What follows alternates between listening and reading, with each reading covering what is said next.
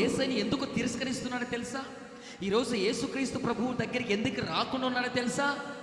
ఆయన నిన్ను బాగు చేయడానికి వస్తే నువ్వేమో బాగుపడలేకపోతున్నావు.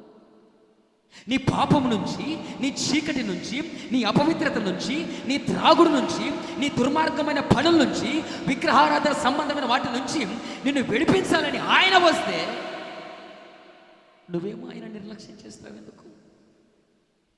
యేసయ్య లోకానికి వచ్చింది నీకు మంచి చెయ్యాలని ఆయన వచ్చాడు. కొడదామా చప్పట్లు కంటే యేసయ్యకే.